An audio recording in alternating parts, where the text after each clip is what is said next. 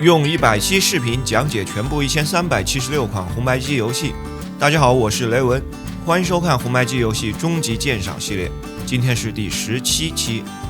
最近几期的节目里介绍的游戏好些都很冷门，一方面是磁碟机上的作品比较多，另一方面发售游戏的厂商水平参差不齐，有些确实质量不高。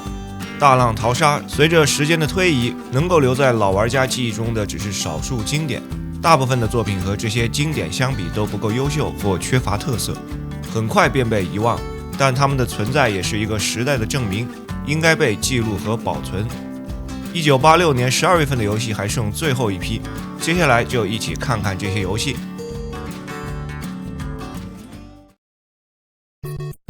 日本夜未眠超级马里奥兄弟。严格上来说，这不算一款新游戏。日本夜未眠指的是一档深夜广播节目 All Night Nippon， 简称 ANN， 从1967年开播一直到2020年结束，是日本的一档长寿节目。这款联名游戏属于超级马里奥官方授权的改版，在磁碟机上推出，发行方是日本富士电视台。本质上它是将超级马里奥兄弟和磁碟机上发售的超级马里奥2代结合起来，最主要的改动是将游戏中的一些敌人角色、道具和场景贴图更换，如敌人的蘑菇、水管里的食人花被换掉，在每个世界末尾救出的角色都替换成日本的名人头像，而且每个世界都不一样，比如第一世界救出的是中岛美雪，第5个世界救出的是北野武，最后的桃子公主人物没有变，但换上了艺伎的衣服。其他的贴图如无敌的星星和关卡末尾的城堡上升起的旗帜图案也做了替换。另外，在游戏的整体基础操作上，基本按照2代来设置，背景有些时候是夜晚，不能双人游戏，但可以选择马里奥或路易吉，两人的能力不同，操作手感和音效大部分细节也参照了2代。关卡方面，8大世界以1代的关卡为基础，但也并不完全相同，部分关卡又用了2代失落关卡中的内容，而且2代里隐藏的 A、B、C、D 4个世界，这里也可以游玩。这个改版的作品当时发行并不是为了单独销售的，而是作为这档广播节目的赠送促销，因此市场上保有量不高。现在作为游戏收藏品，据说价格已经卖到了5-6千人民币。游戏的等级评价方面，因为是改版，所以只能看改动的内容，更换的贴图确实很有搞笑的元素，1代、2代各种元素和关卡的融合也很好，即使玩过前2座再来玩这个改版也很有意思。个人评价4颗星。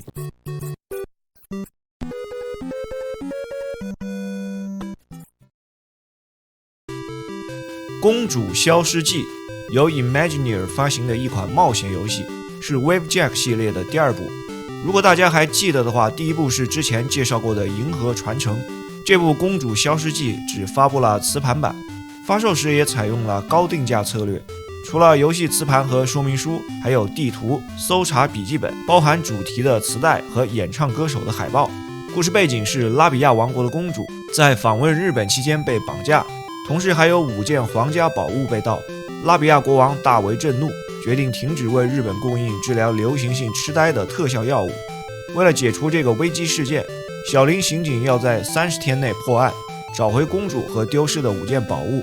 该作融入了大量的 RPG 风格元素，一开始在一个横向版面的场景，可以跳跃和射击，同时收集金钱。这样的战斗场景在后面还会少量出现。通过这段小场景后，走出南山警署，变成俯视的游戏视角。这时的场景是朱露厅，总共有5个这样不同的城镇。小林刑警要在这些地方收集情报，推进故事的发展。画面下方显示日期、时间、人物的血量等等。游戏的最大特点是高自由度，场景中有大量的建筑都可以进入调查，虽然不会切换场景，但有对话或可执行的操作，其中只有极少数的内容是有效的线索。主角小林得像真实生活里一样，饿了要花钱吃饭，晚上要睡觉，出门在外调查也要用钱，可以派出狗狗找寻其他罪犯的线索，然后逮捕罪犯，带回警察局获得金钱，算是日常打工。在城镇里虽然不能跳跃，但还是可以开枪射击，如果射杀了平民也无需担心，离开画面后再返回，被射杀的人还会重生。但是如果累计杀掉20个平民，会被逮到警察局，交一笔罚款后再被放出来。还有学校可以学习英语，道场可以修行，提升最大生命值。在有些场景还得用到日版的 Famicom 主机上 2P 手柄麦克风的功能才能通过，当年少了它是没法通关的。实话说，这部作品的设计框架理念很超前，如此宏大的构建和高自由度，想把握得好，通常得更高水平的制作团队。Imagineer 显然不具备充分驾驭它的实力，单个元素做得不够好，解谜设计很多不合理，导致难度过高。横版动作部分的内容更是拉胯，跳上一个平台都很费劲，手感也很差。不过放在当年，这样的作品至少应该给予肯定的态度。个人评价3颗星。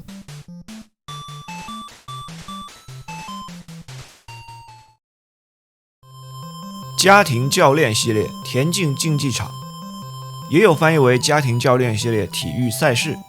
这是在红白机上万代针对该系列的第2部作品。这作距离第1部田径世界的发布仅仅间隔了1个月的时间，游戏还是要外接专用的地垫控制器。本作也是由几个不同的小游戏组成，主题变成了田径比赛的4个项目，分别是100米短跑、110米栏、跳远和3级跳远。操作方式都是通过在地垫控制器上跑跳完成。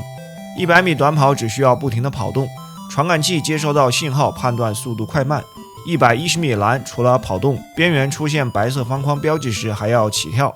跳远项目先助跑，起跳后控制器通过计算保持在空中的时间，判断跳远的距离。3级跳的方式和跳远类似。游戏有几个模式，巡回赛模式中只有跑步项目，战胜不同实力的对手后可以获得奖牌和奖杯，也可以分别选择4个单项比赛模式，还有一个奥林匹克模式。进入后可以设置比赛人数，最多6人，连续游玩4个项目，获胜登上领奖台。体感游戏的普遍特点都是开始新鲜感比较强，但因为要不停的运动，大部分人兴趣衰减得很快，除非真的把它当成体育锻炼的工具。早年红白机的这类游戏内容少，更加单调，万代也是明白这个道理，很快就推出了第2部作品。两作只是游戏形式上的不同，本质没有什么区别。个人评价2颗星。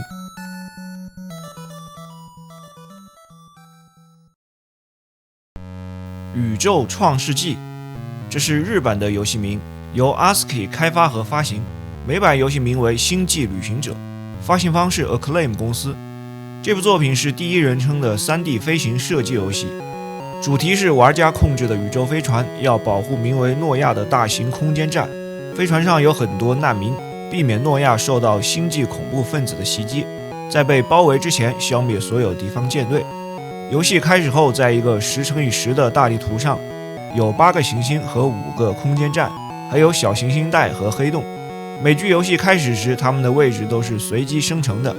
我方从地图左上角开始移动，敌方从右下角开始。A 键发射子弹攻击， B 键加速。画面左侧的竖条表示飞船的速度。在行星上可以获得武器和发动机的升级。如果要前往行星，在大地图上进行选择，然后进入空间跳跃。左上角红点进度显示跳跃的进度。到达行星区域后，需要手动对准控制降落。如果行星上有人迎接，就可以升级飞船；如果没有，只能离开。右上角是飞船的油量，油量不足时可以到空间站进行补给。诺亚空间站还可以修理飞船。遇到敌人战斗时，在菜单界面开启护盾，画面会显示成淡绿色。敌方舰队到达诺亚空间站，玩家进入黑洞，飞船的燃料耗尽或生命维持系统失效，游戏都会结束。击败敌方全部舰队，安全返回基地就能通关。这款游戏的设计概念很老，属于上世纪70年代流行的，放在红白机上显得过时了。开发团队加入了一些驾驶员登机，在星球表面降落的动画，但整体仍然很粗糙抽象，特别是在与敌人战斗时的画面和操作。除了开场有一小段嘈杂的音乐，进入游戏后就再没有了，算是体现了宇宙的寂静无声。个人评价1星半。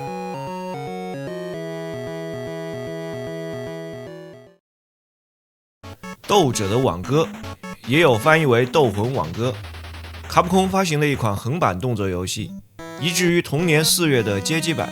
虽然这次仍然是移植游戏，但明显可以看出比之前的移植作品投入了更多的精力，加入了一些独特的内容。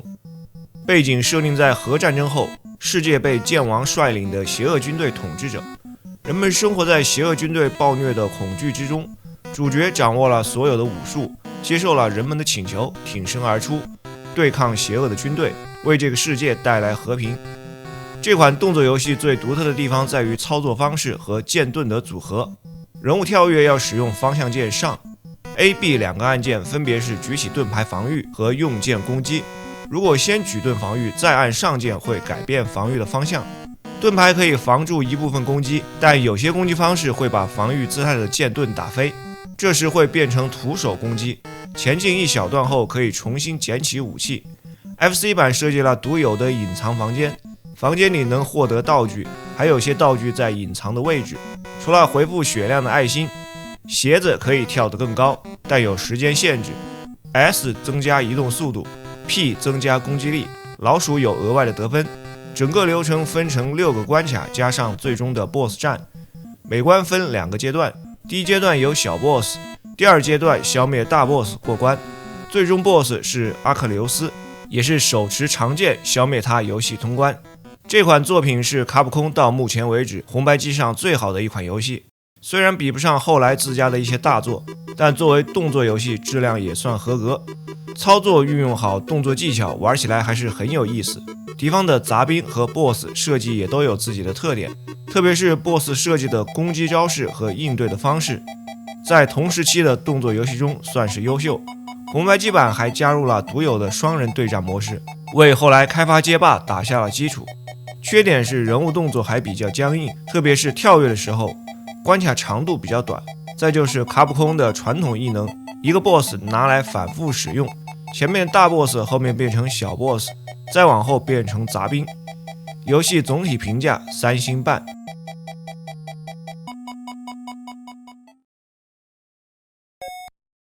圣基魔2：恶魔的逆袭。游戏的发行方 CBS Sony， 也就是索尼音乐娱乐的前身。游戏名《圣基魔2》并不是第2代的作品，而是早年日本的一支重金属摇滚乐队的名字。1982年成立，对外宣称是一个以音乐为媒介传播恶魔教的宗教团体。圣基魔在日语里与世纪末谐音，又暗藏饥渴于圣物的恶魔于世纪末再次苏醒的意思。团队组成多次变动，但主唱小木阁下是唯一不变的成员。他们按照自称的预言，在1999年12月31日23点59分59秒完成征服世界的目标后解散。游戏的主题人物就是乐队成员，可以从左侧的卡带封面看到乐队成员的造型。虽然使用的象征符号邪恶黑暗，扮相也十分夸张，但乐队演出的风格却相当热情、欢乐与搞笑，充满恶趣味的娱乐性质。玩家控制的主角就是乐队主唱小木阁下，他在游戏中是一个恶魔，目标是拯救被绑架的其他成员，打败宿敌宙斯，夺回被盗的魔神经书，并在魔神殿举办大黑弥撒，实际上是音乐会。在前4个区域分别救出4名同伴，每个区域又分成几个场景，收集场景里所有的物品，地面下方的道路就会打开。到达下个场景后，按照这种方式继续推进。需要注意的是，每个场景之间并不一定是线性连接，所以有时候还得返回之前的场景才能进入后面的内容。主角小木的生命值显示在左上方，会随着时间持续消耗，被敌人伤害消耗得更快。红色药瓶可以回复生命。在每个区域的最后一个场景里找到钥匙，救出被关在笼子里的同伴，就能进入下个区域。另外，场景中眼睛的图标代表商店，每关的商店里都要购买对应的乐器，到最后如果乐器没有集齐，就会进入坏结局。除了乐器，商店里也可以购买升级的武器。在前面4个区域分别救出同伴后，进入最终区域与 BOSS 宙斯对战，击败他后获得经书，乐队成员一起举办音乐会。这部作品的题材比较特别，如果单从动作游戏的视角来看，整体素质很一般，没有出色的亮点，收集物品过关的方式显得很单调。同一个区域内的不同场景区别也不大，而且人物跳跃时手感非常奇怪，不太好掌握。除了最终 BOSS， 也没有其他的 BOSS 战。个人评价2星半。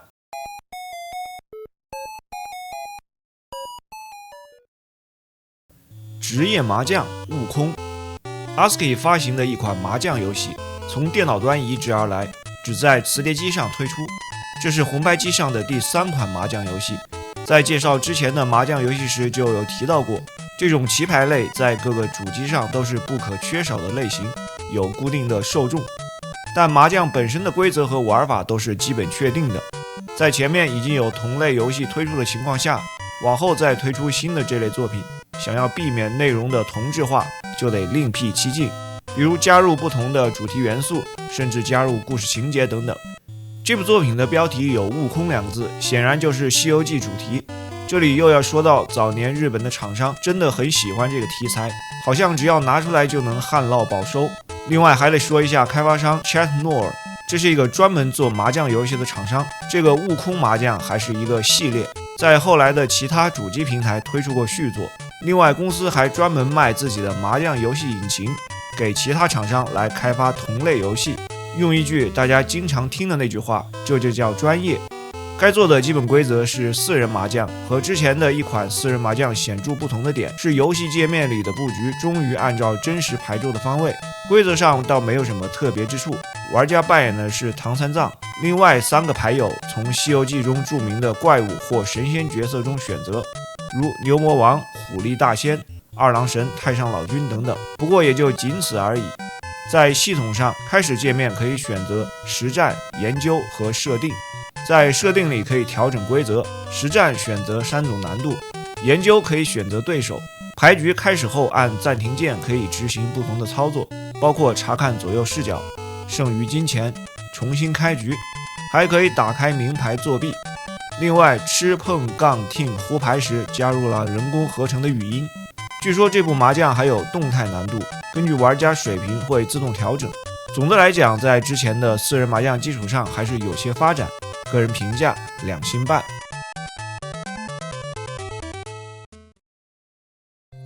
纽约大地震，游戏名直译应该叫电工，最早1984年发行在雅达利主机上，由 Camco 移植到红白机，只发行了磁盘版。红白机版本改善了游戏的画质，系统也做了优化调整。玩家扮演的角色名叫理查德·莱特，一名技术优秀的电工。整个北美因地震造成了大规模停电，主角的任务在各个公寓楼安装电线，恢复大楼正常的供电。每关的内容都分成2个部分，第一部分在公寓楼内，两侧有梯子上下移动，主角也可以跳跃。在大楼内，每层铺设电线将供电网络连通，这层的房间就会亮起，没有连通的线显示成绿色，连接好的显示为黄色。在这个过程中会有敌人来咬断电线，干扰玩家的工作，主角不能碰他们，但可以跳起来踩，能获得分数，但不能消灭敌人。恢复整个大楼的供电后，从下方的门离开，来到关卡的第2部分，要用手电筒在黑暗的下水道中移动，有些墙壁会阻碍前进，需要调整路线，同时躲避敌人。到达另一个城市大楼的门就算过关。开始关卡的敌人比较简单，像毛毛虫和乌龟，往后敌人种类变多，如老鼠、蜘蛛、飞蛾等等，这些敌人更难对付，他们还有一些特殊的能力，难度也随之增加。到后面的关卡，接线时每隔一定时间会出现电火花，需要及时躲避。大楼场景里偶尔会出现小偷，抓住他们能获得一个随机的道具。地下通道场景偶尔也会遇到一个黑帮老大，抓住他也有随机的物品，物品包括奖命的钟、增加防御能力的头盔、手套和鞋子。游戏里的关卡都是美国的城市或著名的景点，包括华盛顿、旧金山、纽约，景点如大峡谷、拉什莫尔山等等。在地下通道经过时，上方会显示这些城市或景点的风景。这部作品核心玩法的游戏性不错，一边接电线还要兼顾敌人的破坏，黑暗的下水道里用手电开路。但因为从雅达利上移植，内容比较单一，不够丰富。红白机版在下水道的部分也加入了一些隐藏元素，不过还不足以支撑起整个游戏。个人评价2星半。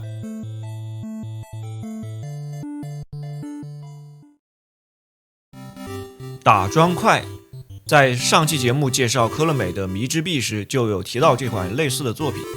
这部才是正主。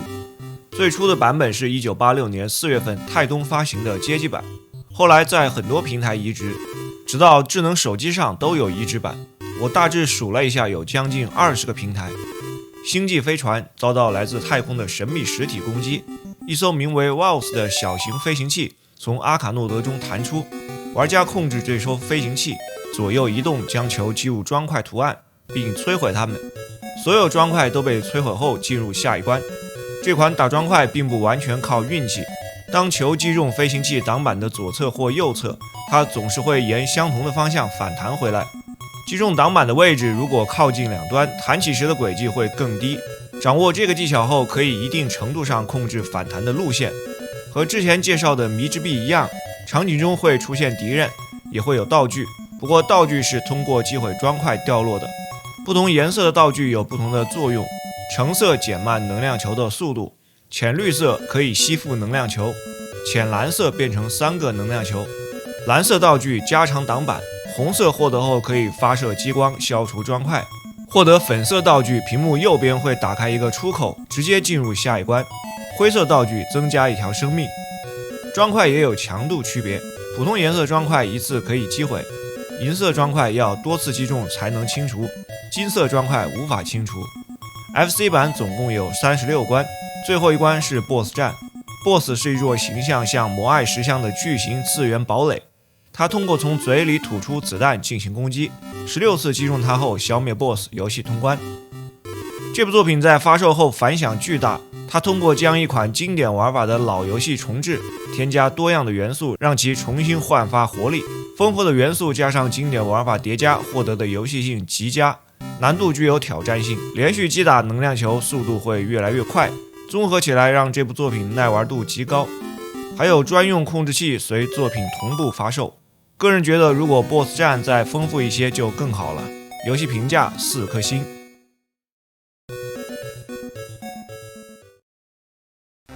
疯狂攀登者最初是日本物产1980年推出的一款街机游戏，在移植到红白机时，画面做了改进优化，还加入了一些新的元素。游戏主题是一名攀登者在没有安全绳的情况下攀爬摩天大楼。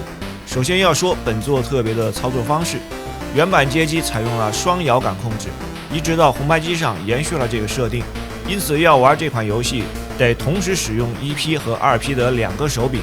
具体方法是将2个手柄竖起来，方向键的部分朝上，一个手柄控制人物的左手，另一个控制右手。这个时候手柄上原来的左就变成了上，原来的下就变成了左，以此类推。另外当年游戏发售时还配了2个迷你的摇杆帽，可以安装到手柄的方向键上，相当于给方向键带了个套，不过它是塑料的，感觉应该不怎么好。通过这种方式控制人物不断向上攀爬，直到顶端，在顶部抓住直升机过关。画面左侧显示爬行进度、剩余的时间和分数。在向上行进的过程中会有很多阻碍，楼层上很多不停开关的窗户，当窗户完全关上时，攀登者的手是抓不住的，不过只要有一只手还抓住平台就不会掉下去。更困难的是上方还不断有物品掉落下来，被小东西砸到，如果此时双手抓住平台，会短暂松开一只手，损失10秒的时间。单手抓握被砸到会直接掉下去。另外，广告牌这样的重物只能躲开，还有炸弹、擦玻璃的工人、大猩猩、恐龙和秃鹰都会带来干扰。怪物出现时还有特定的音乐。一些道具对主角有帮助，如可以增加时间、暂停敌人的动作，还有直接上升的螺旋桨，可以快速行进一段距离。红白机上增加了独有的横版动作隐藏房间，关卡里拿到钥匙就能进入，能获得额外的物品和奖牌。FC 版有8个关卡，如果在这些关卡的隐藏房间集齐所有的奖牌，8关后还可以进入特殊的4个关卡，游戏场景发生变化。早期的原版街机游戏操作独特，玩法简单但很经典。红白机版完整保留了核心的内容，确保基本的游戏性，加入新的道具、横版动作元素，扩充关卡数量，又增加了耐玩性。独特的操作上手需要一些时间，熟练后还是很有意思的。后面每个关卡中都有难点，障碍有些随机性，会有运气的成分。画面虽然优化过，但放在红白机上依然不怎么样。整体来看，3颗星。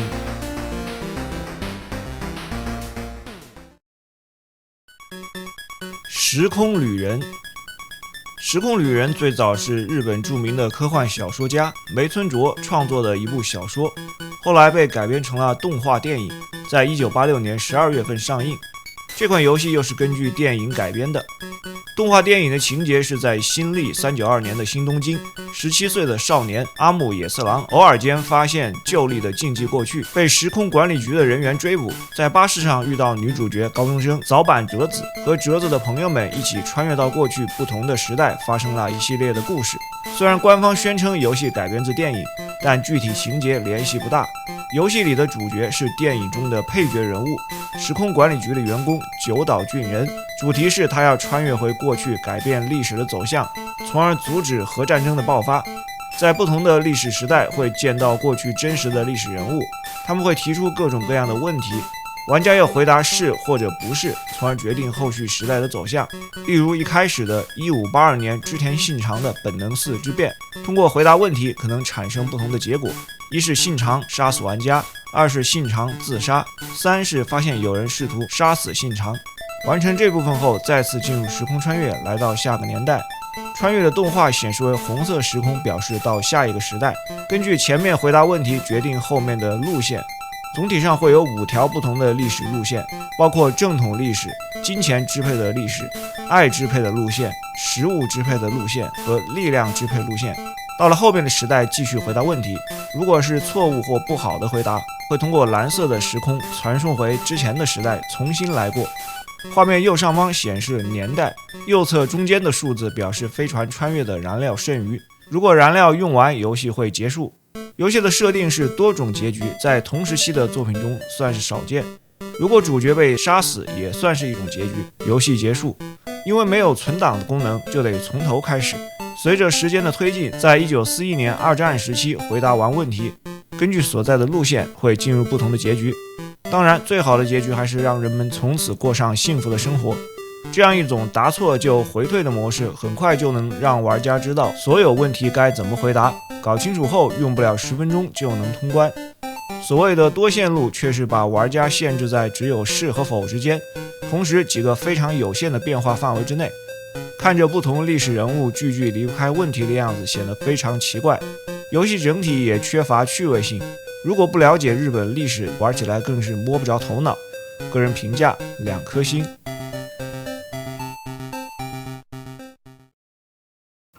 到这里，1986年发售的游戏就全部介绍完了。